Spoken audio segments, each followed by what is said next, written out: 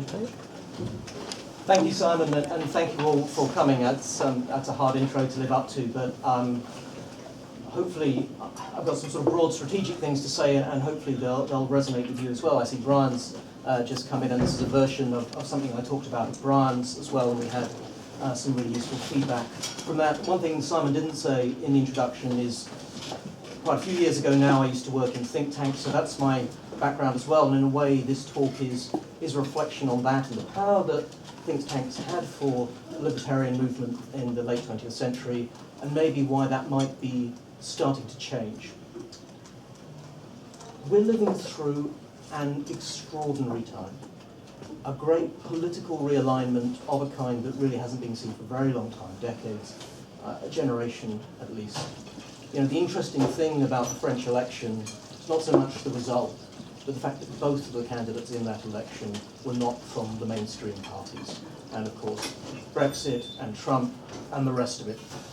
Things are on the move, history is on the move in the political world, and that's a good time to think about what's really going on. I think of it, you know, there's a lot of talk about nationalism versus globalism and that sort of thing. I think it's something deeper. I think it's about the end of the age of the technocrat.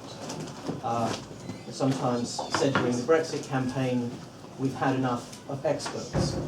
And I'll come back to what I mean by that, but I think there's a lot of truth in that. That gets to something quite deep about what's really going on. And in some ways, why I think that's actually a good thing, because technocrats could be, you know, quite inflexible, quite over-centralized, quite fond of bullshit and theories that are counterintuitive, but they find seductive. Lots and lots of problems with that world. But for libertarians, actually, the age of the technocrat proved quite good, proved quite fertile. We used think tanks and things like that to influence them, and therefore we had, you know, not everything we wanted, but more influence than might have been expected. And so that leaves us with two problems as that changes. One of them is the risk of being caught up in the wreckage as experts start to become looked on with, you know, a lack of seriousness when their authority is not taken as gospel anymore, and when things get blamed on them, like the financial crisis or anything else, there's a risk of being caught up in that, associated with that, and that certainly happened in some ways with the financial crisis and other things. Some of the critiques about globalization. And the other thing is being left fighting the last war, being left to tactics that worked very well in that situation, but might not work so well in the 21st century in a time when, you know, experts have the whip hand to a much smaller extent. Now, I want to return to that question of the experts, because of course it seems like we should be on the side of the experts, and especially the libertarians, who are very sort of detail-oriented and logical thinkers and very reasonable people, or, you know, we hope to think so. Why would that not be right? Well, Dominic Cummings, who was one of the main architects of the successful Brexit campaign, talks about the difference between real experts and bogus experts. And says real expertise would be fields like physics or fighting, like MMA fighting, something like that. Which are obviously quite different things. But what both of them share is there's the ability to make real predictions about what might happen and to get feedback very rapidly. And so you can learn and you can get better and you can grow. You can become a genuine expert in the field. And he says that bogus expertise is where that sort of feedback, that sort of prediction isn't possible. And that's really what you see in the world of politics, economic forecasting, a lot of things like that. And so that's the kind of expertise that I'm talking about, the sort of phony expertise, but it encompasses a very large amount of the people who have a lot of power and a lot of sort of elite influence. Thinking about this in a libertarian sense, is an interesting book, quite old now, by Dan Hannan and Douglas Carswell, called The Plan, which was, you know, decentralized vision for Britain.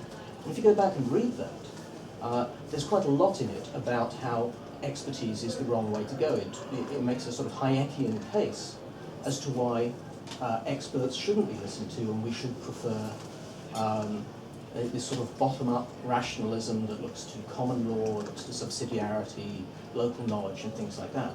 So it makes a very coherent intellectual case as to why the libertarian thing to do might not be to rely on the central experts with their high modernist visions that they're going to impose for the good of everyone else.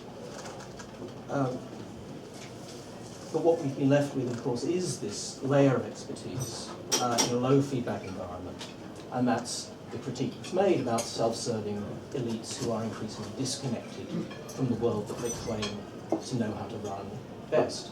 There's a very good essay, very entertaining, it's on Medium, by Nassim Taleb, who wrote The Black Swan.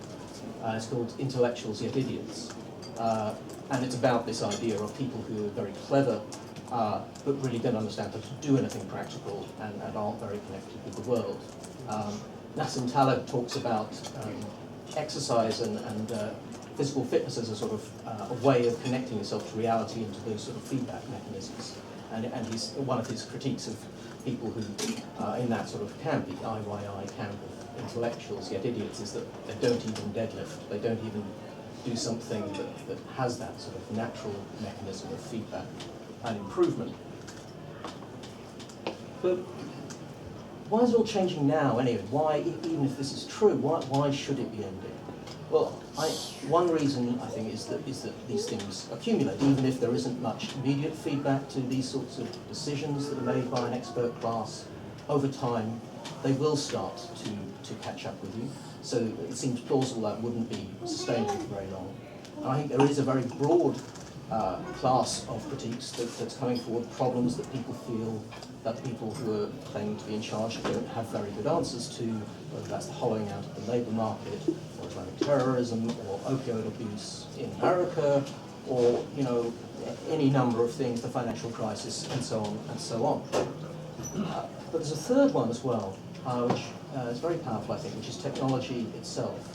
And Martin Gurry wrote an interesting book on this, and he suggests that the idea of technology and sort of the information sphere, all of the internet, the democratization of information that it allows, what it means is that it's very hard to sustain authority, because the information is always out there to make you look at someone askance and see their dirty secrets, and as we've seen with all the email leaks and so forth that happen, it's much broader than that. And so he suggests that the sort of authority that was possible for an expert class when they could hide their ordinary humanity behind a veil is starting to go away. That veil is starting to be eaten away by the power of the internet, spreading what's really underneath. And that as a result, it becomes much less sustainable to have that sort of class of people. So where does that leave us? Well, it leaves us with a problem, because the libertarian movement in some ways, certainly in the late 20th century, was set up to address that technocratic audience. One way to think about Hayek is certainly how Hayek was applied, although, as I've said, there's a Hayekian way to think about a more decentralized approach. But Hayek is sort of explaining freedom to clever people, taking the idea of emergent systems and trying to explain to people who design a brilliant system how, even so, it won't be as brilliant as the ones that free markets and free minds will emerge spontaneously.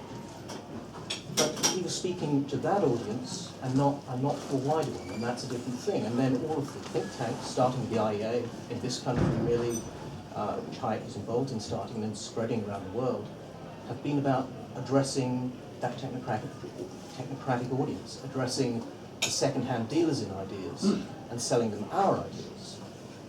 And that was very, very effective. Unquestionably, Thatcher and Reagan, maybe even now under Trump, the Heritage Foundation has a surprising amount of influence. So there was real power there. But I wonder if it wasn't in a way a kind of libertarianism on the cheap, because it certainly wasn't enough to slow the growth of the state. We got that under Thatcher and Reagan. It was powerful in pushing back and getting some things reformed and changed, but it didn't really change the trajectory.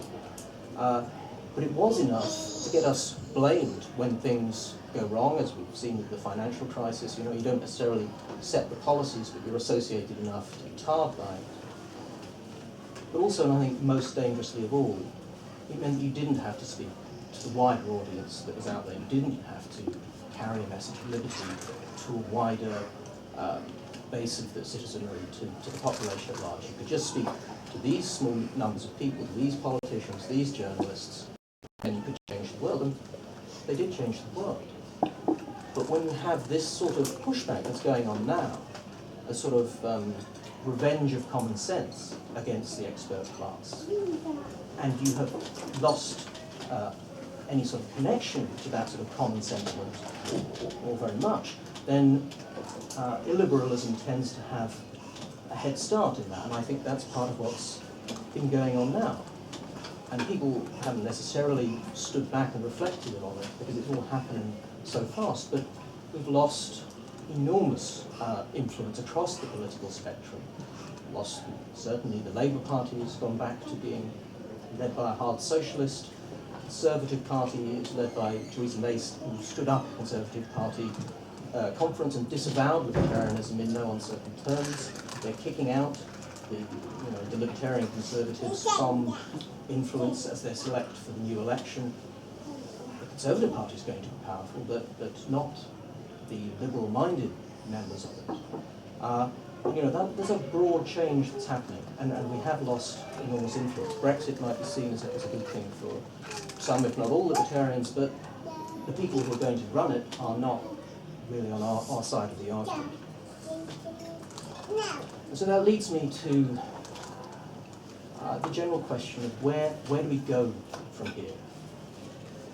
Because I think actually the general trajectory is good. This is a move away from people trusting authority, trusting central experts. That is in our favour. Broadly, our intellectual sympathies are with that direction of travel. But I think we have to start with some humility. We have to start with seeing what's happened, the losses that have actually taken place. And I've talked to some conservative people recently, activists, and they're saying, what we need to do now is we need to plan for the leader in 20 years' time.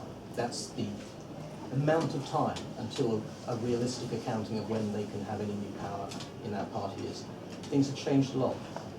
And while that's going on, we need to think, how are the other ways that you can influence the debate and move out? And really the heart of what I'm thinking about at the moment is what I call common sense liberalism, about the idea of going from something that's directed at a class of experts and thinking about how you speak to a much broader audience, because there is historical tradition there. The campaign against the Corn Laws, the Great Reform Bill, votes for women. These were liberal movements that had mass support. It's not impossible for that to happen. You can still go up and down the country and find one or two, probably a bit down at heel, free trade pubs in the UK. Little fossils of that older spirit that we've kind of forgotten about now. And if you don't do that, then when politicians like Theresa May are going and talking to the just about managing classes, the poor people in Britain, and letting them set her policy agenda, if you don't change that direction of thought, then it's very hard to influence those sorts of politicians. Finding that language that speaks to citizens and not just to the inner court circle. Say too, entrepreneurial libertarianism, I think, is a fascinating area. The power of things like Uber, Airbnb, Bitcoin, and blockchain to change things that think tanks have argued about for decades without getting anywhere. And suddenly, a clever platform, clever technological strategy can actually cut through all of that. So I think that for those who are that way inclined and have the skills, you can actually change the world there in very marked ways, and in ways that were never even possible for the people who had access to the think tanks. And that's a new development, and an exciting one. And also the idea of a culture of freedom and how we build that, what that means in terms of the stories we tell, in terms of the sort of education we need. And when I was here before, as Simon was saying, I spoke about stories and narrative and fiction, and how stories are very deep ways of persuading large numbers of people, and people who aren't necessarily intellectual, and go very, very deep into the human psyche. And I think that's an important thing to think about. That's one that I'm working on myself. You know, and that goes again with the technological possibilities, because there are ways now around the gatekeepers. So we're streaming this live online. You know, you can speak to people without gatekeepers getting in your way through publishing and e-books and video and podcasts and social media, as wasn't true before, and that's extraordinarily powerful. And perhaps the greatest exponent of some of that, of course, in America was Andrew Breitbart, the late Andrew Breitbart, who, not always purely libertarian perhaps, but certainly, you know, in some ways a friend of the movement, and remarkably influential even after his death, and in some ways Donald Trump being the Breitbart presidency. In the long run, I do think that things are moving our way. The broad undercurrent suits us, but these are dangerous times. It's a big political realignment, and there are people out there who may be better at these things than we are, because we are not so practiced at it. And the number of votes for Marine Le Pen is a remarkable thing, and it's a worrying thing. You know, that's a very dangerous message, to be getting that number of votes. And if you look at her voter base, they're very young.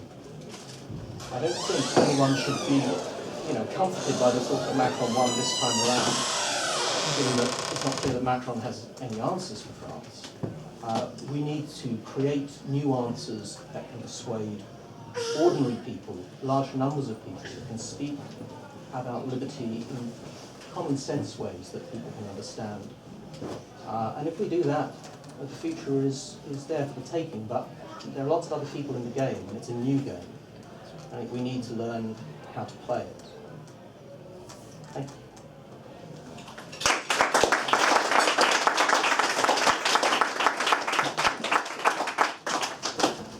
Right.